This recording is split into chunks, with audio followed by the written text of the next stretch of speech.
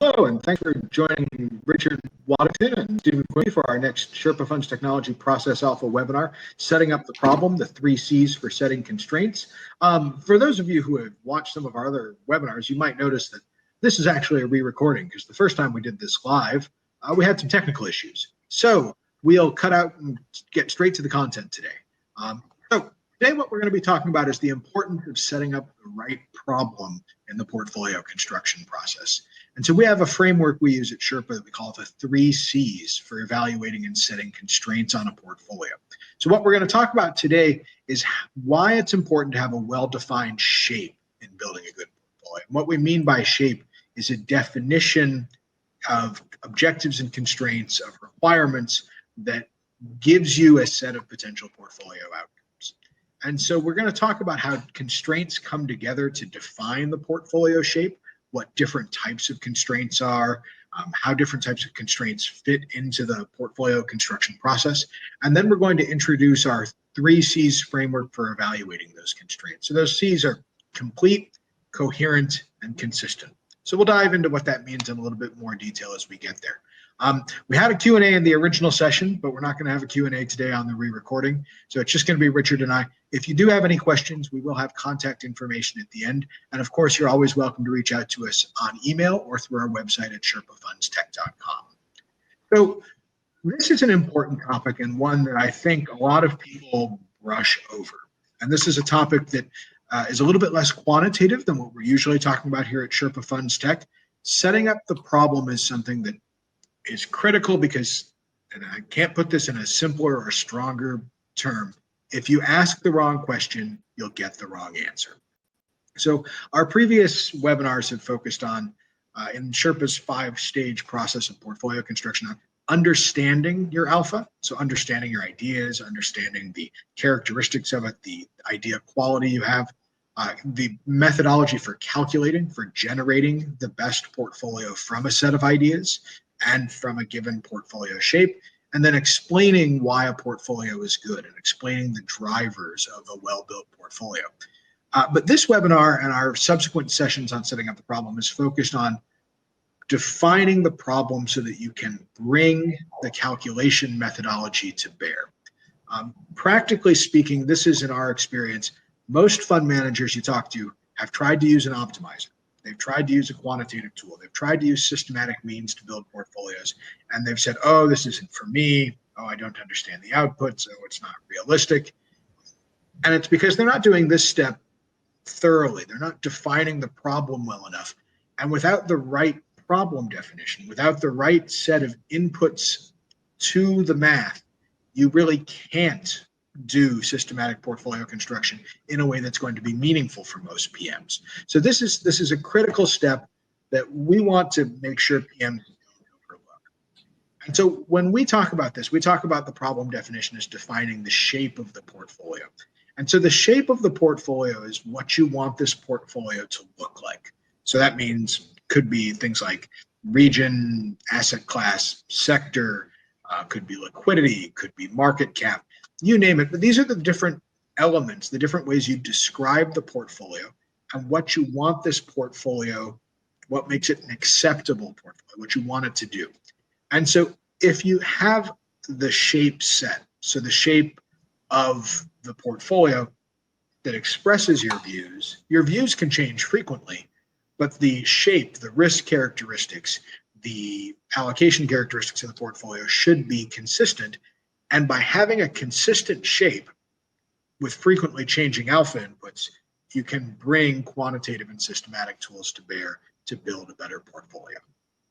So when we talk about the shape, most PMs, if you ask them to write down the constraints on their portfolio, the objectives and constraints, what they want their portfolio to look like, they have an idea and they can rattle off, I can be 10% on sector above or below the benchmark. Or, I have 300 basis points of tracking against my benchmark. Or, on an absolute term, the famous Millennium example, somebody's going to tap me on the shoulder if I have more than 5% drawdown.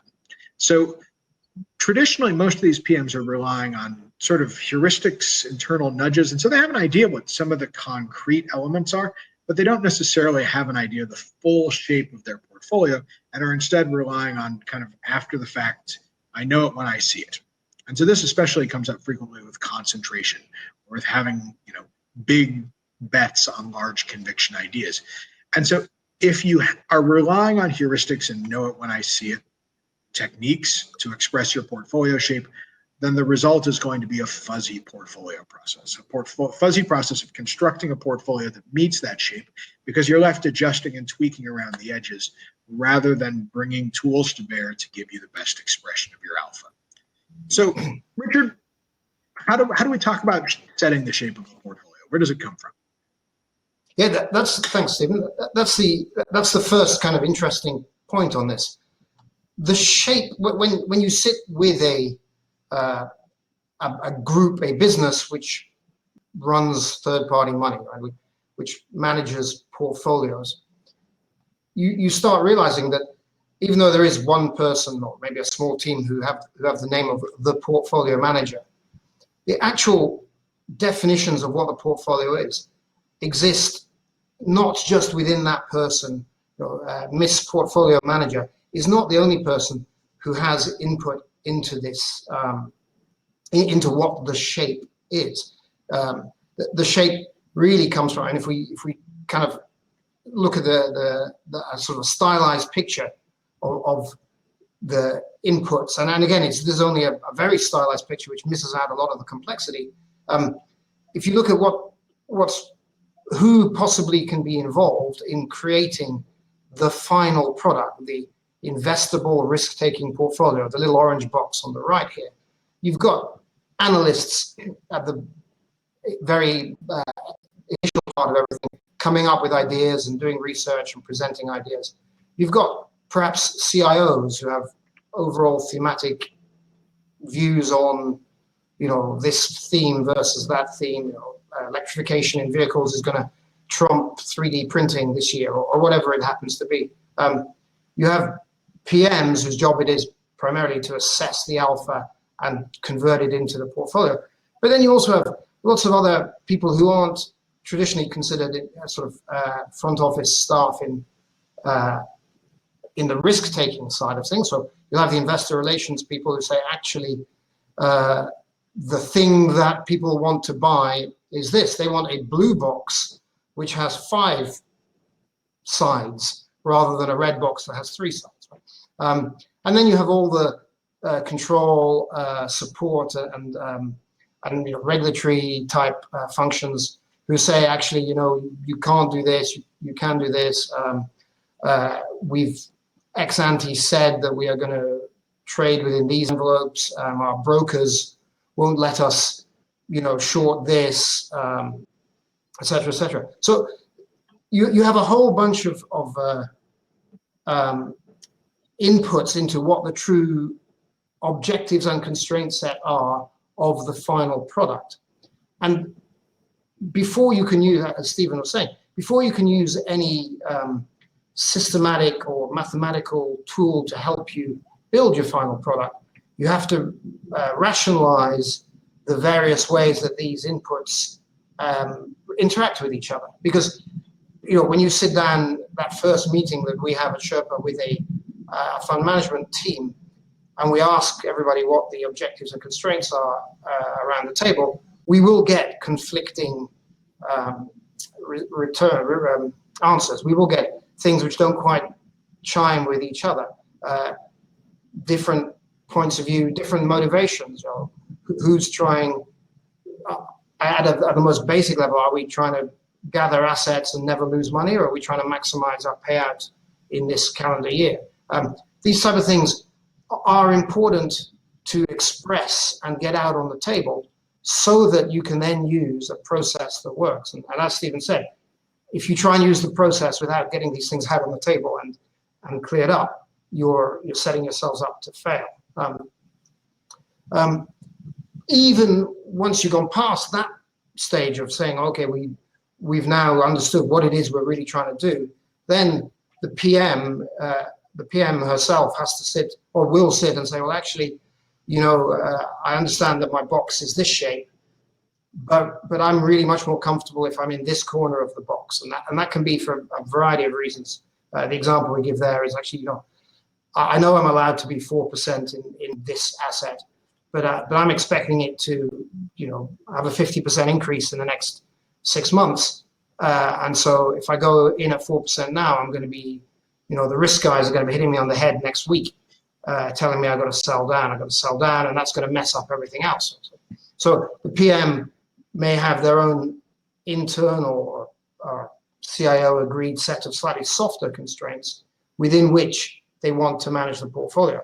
And if you, to kind of go back to the very first point Steve made, if you try and shoehorn in some sort of mathematical portfolio construction process without enunciating these things properly up front, you are guaranteed to get an output from that process which people around that table in that picture are going to immediately reject because it doesn't take into account, Dave's view or Alice's view or Bob's view, because it hasn't been properly set up.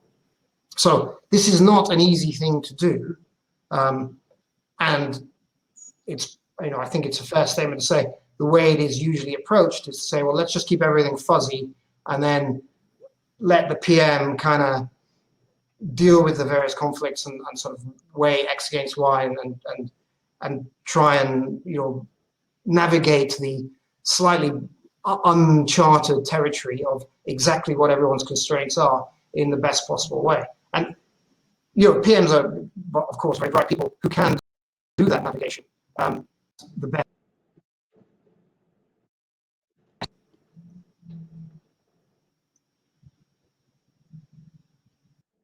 So as we look at this, the end of the day, the PM owns this shape, right? Like Richard's saying, the PM's responsible for reconciling all of these different conflicting views, and they're responsible for putting their own stamp on it. So the PM, really, when it comes to the job of PMing, defining this shape in a way that is consistent and expresses the views they want to express in a way that meets the organizational requirements, this is a big part of the job. And this is absolutely something that is frequently kept fuzzy. And so when we talk about this with PMs, we try to introduce this idea that they have to be thinking about their portfolio shape as a series of different constraints and thinking about those constraints so that they're complete, coherent, and consistent. So this is what we call our 3 C's for setting up a portfolio construction problem. And if a set of constraints, if the portfolio shape meets these 3 C's, if all of the constraints fit into this structure, then you're probably at a spot where you're asking the right question. And if you're asking the right question, then you can bring quantitative tools to bear to help give you the best answer. So when we talk about constraints, then, be pretty clear, we group constraints into what we would think of as 3 different levels. So it's the portfolio level, the group level, and the asset level. So a portfolio level constraint could be something, again, like a tracking error. It could be portfolio yield. It could be any number of things that is a characteristic of the full portfolio as it is post-construction. Group level constraints, again, this is probably the area where there's the most potential variation because this varies strategy to strategy, asset class to asset class. If you have internally developed metrics or sort of internal ways you capture or quantify different ideas. So this could be country, could be sector, could be asset class, could be strategy, could be PM, could be analyst, you name it. But these are groupings, way that assets are grouped within the portfolio and constraints that are placed on the amount of weight that can be placed in a given group.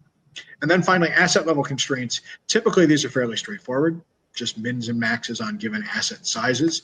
There could be other permutations, but it's just constraints put on each individual line item.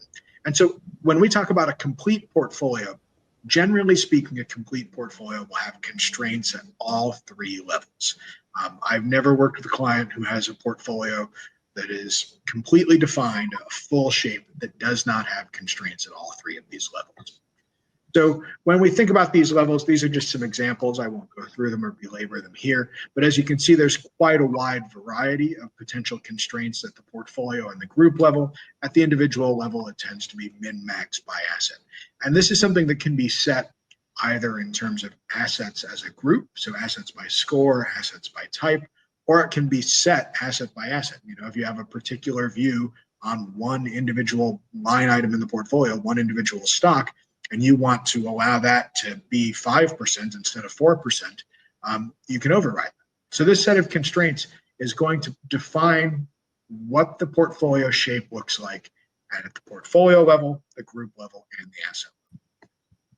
So the other way that it's important to think about constraints is to think about the difference between what's a hard constraint and what's a soft constraint. So a hard constraint, this is something that's possibly in the fund offering documents. This is something that could be a regulatory constraint. This is a constraint that absolutely cannot change. For the portfolio to be implemented, for it to be live, this constraint has to be complied with. And so a hard constraint is something that must be stated within a good portfolio definition to use systematic portfolio construction tools. Soft constraints are more, you can think of them sort of as guidelines. And those are constraints that they might be hard in the mind of one stakeholder, in the view that Richard was talking about different stakeholders.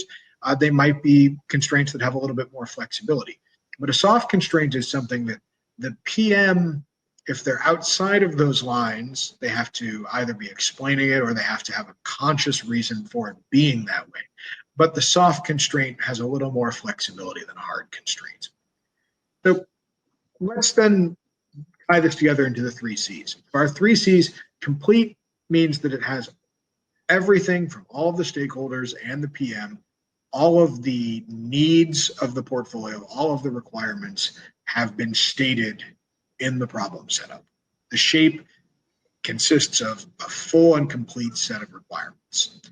Coherent, that means that we need constraints that are explicit, concrete, and sensible. So these constraints need to be something that we can express within the framework and that we can use to solve the problem. And then consistent is where things frequently get tricky, because as Richard was saying, as you have different stakeholders putting constraints on the portfolio, sometimes those are going to conflict. And sometimes different constraints that the PM is trying to put on the portfolio have downstream effects that maybe they're not immediately aware of. So for a consistent set of constraints, a consistent portfolio shape, all of these conflicts have to be resolved in a way that gives us a usable shape that's complete, coherent, consistent.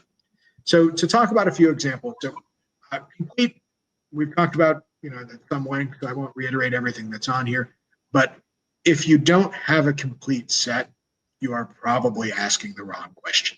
And most times when we talk to PMs who are saying, oh, well, I got this output from an optimizer, or I got a systematic output, or I looked at different ways to try to build my portfolio and the result wasn't realistic for me, typically that means their problem definition, their portfolio shape was not yet complete. So obviously, as we said before, this means it can't be a know it when I see it.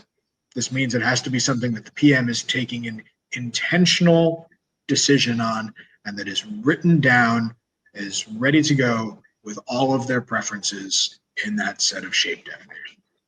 So this is an example, and this is a fund manager that I've worked with. Many regulated US mutual funds, their maximum position size is 5%. And so in the case of a high conviction best idea, this PM had stated that his max position size was 5%. And so within his portfolio is about 60 names. Within his portfolio, 10 of them are marked as high conviction ideas. And so mathematically, it's simple. That means that he could have a maximum weight of 50% in those 10 ideas.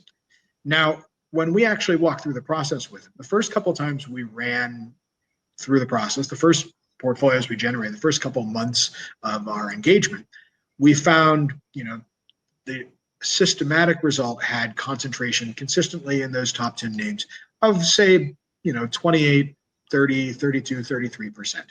And so that was something that this PM was broadly speaking comfortable with.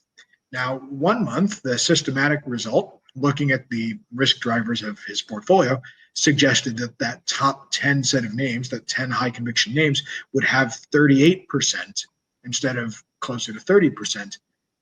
And that just wasn't going to work. So the PM had not expressed how much concentration he was really willing to have.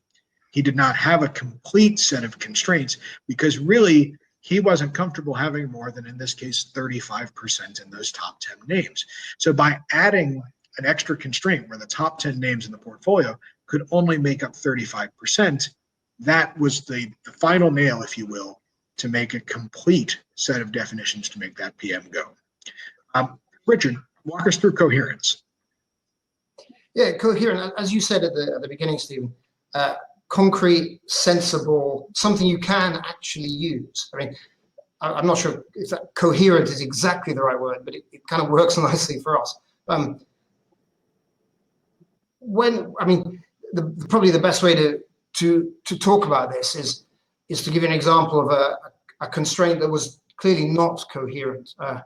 And I mean, there are many different ways in which a constraint set cannot be coherent, but this one is quite interesting because you'll see it's not mathematically incoherent, it's not process-wise incoherent, it's just incoherent from being able to actually implement it. So we had one client a few years ago who asked us to help them build their portfolio, and when we build a portfolio and then 3 months down the line we do a rebalance, and in the rebalance it said that for a particular, it was an equity portfolio, we must reduce the position in a particular stock, and the client called me and says, oh, well, we can't reduce the position in that stock.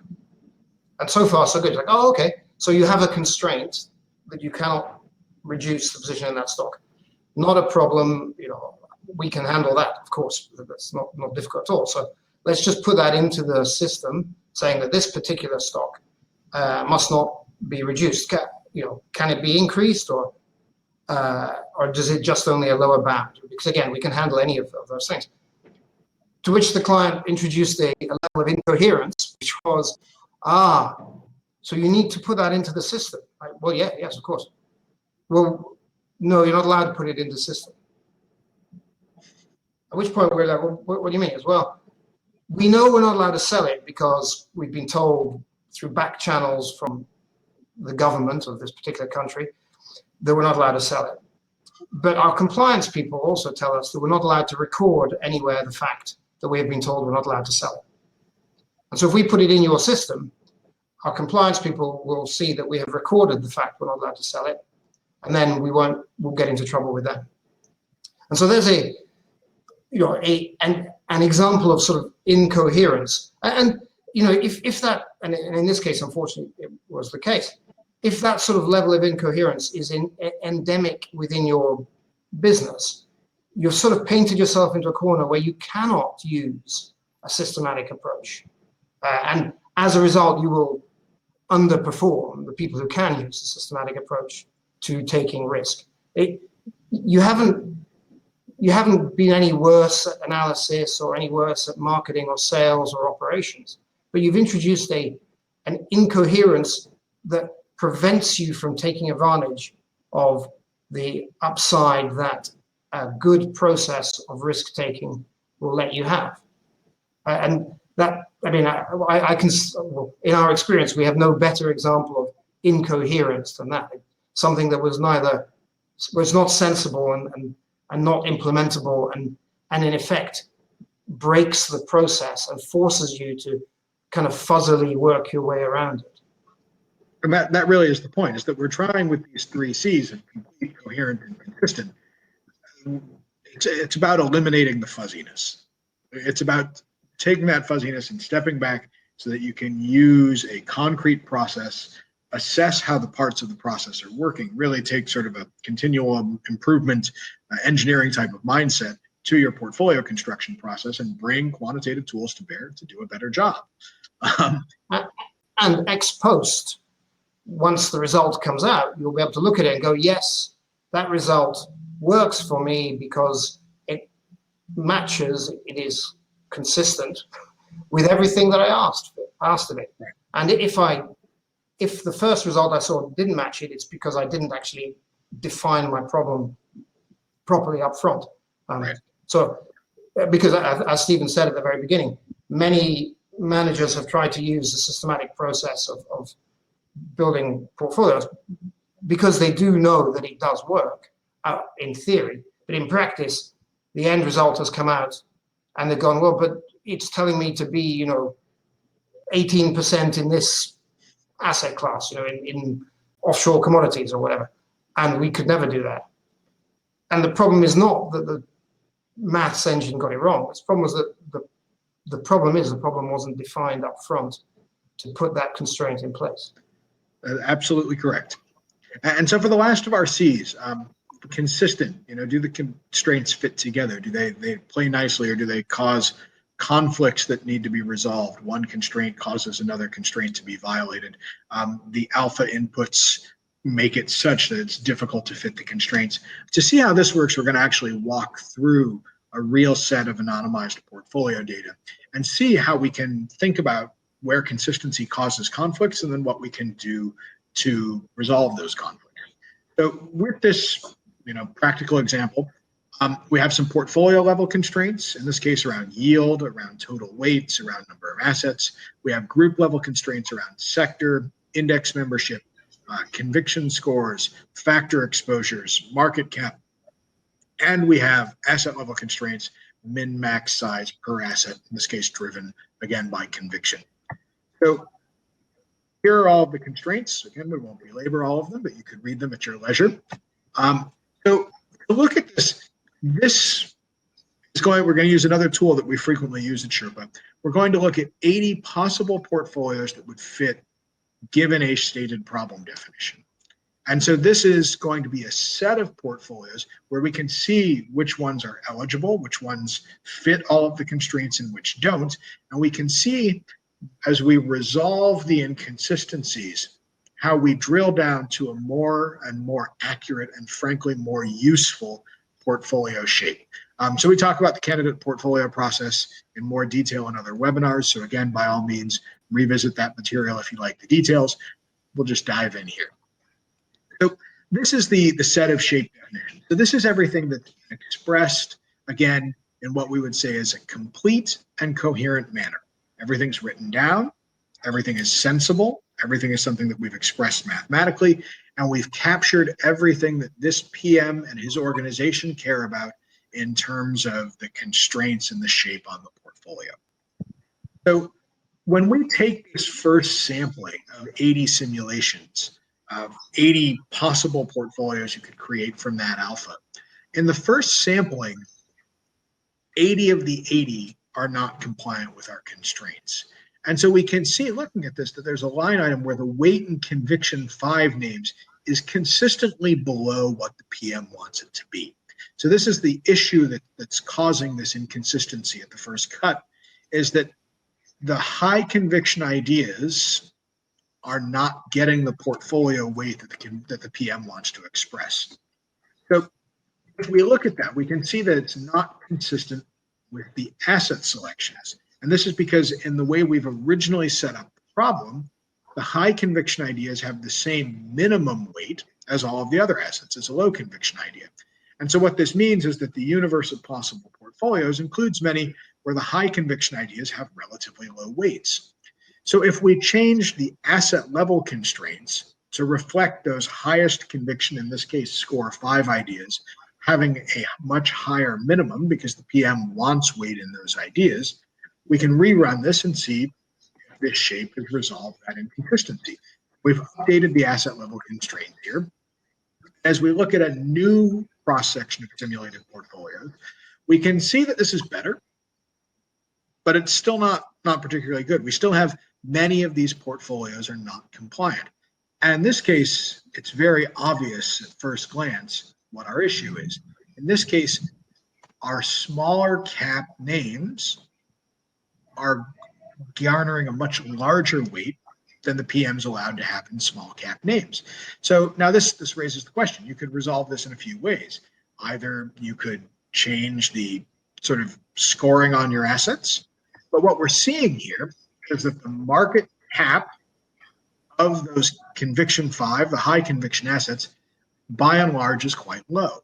And so to have a large weight in his high conviction assets and to have a smaller weight in his low market cap assets fundamentally, this is a conflict. This is an inconsistency that we have to resolve.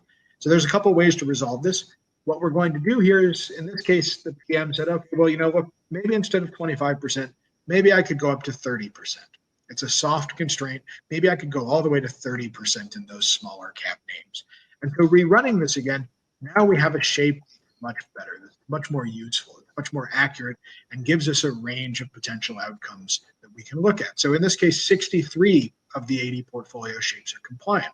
So there's still room for refinement. We can still tweak around the edges. There are some of these constraints, as we said, that are hard, some that are soft. But the definition in this case is quite close. So what we can see looking at this with the inconsistent constraints is that when we asked the wrong question, we didn't get useful results. And that's not a fault of the process. It's not a fault of the systematic solution. It's a fault of the question. The question was not correct. The question was not consistent. And so we got results from the systematic process that were not useful. But this is also a spot where it's a valuable feedback loop for the PM then to look at those inconsistencies and to think about really, what does he want? Does he want to have that large weight in his high conviction ideas, but having to allow for more small cap names to do so? Or is the small cap constraint more binding? And practically speaking, it means he has to have less weight in his high conviction ideas. And so by looking at and resolving these inconsistencies, it helps the PM think about which changes they're willing to make and what portfolio they really would be comfortable with, so that they can build the portfolio in a way that's meeting their goals and meeting their organizational goals.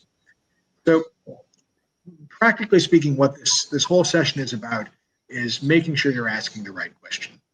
If you walk through this process, if you define the right shape, if you're asking the right question, then you can bring systematic process, systematic tools, systematic solutions to bear to build a better portfolio.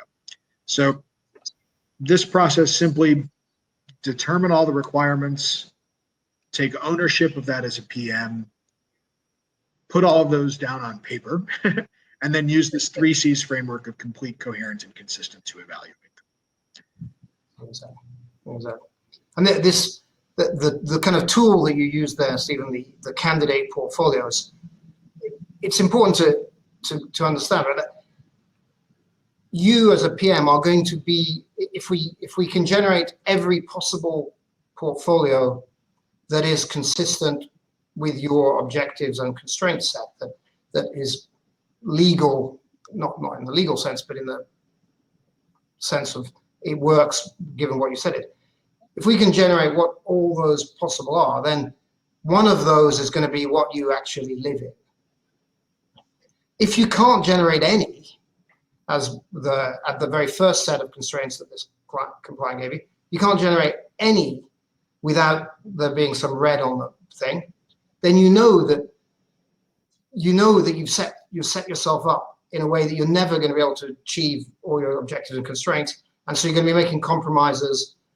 And typically, the way we work as humans is when you're making compromises, you kind of make them on the fly, and once you introduce that level of fuzziness, then you sort of you feel more relaxed about relaxing other stuff too. Right? So this is a tool, and the real, the next stage, and we've talked about this in our other webinars, and I refer you to those, is once you have your set of candidate portfolios which are consistent and compliant with everything you want them to be, then finding the one that's going to give you the best answer is the work of the maths process.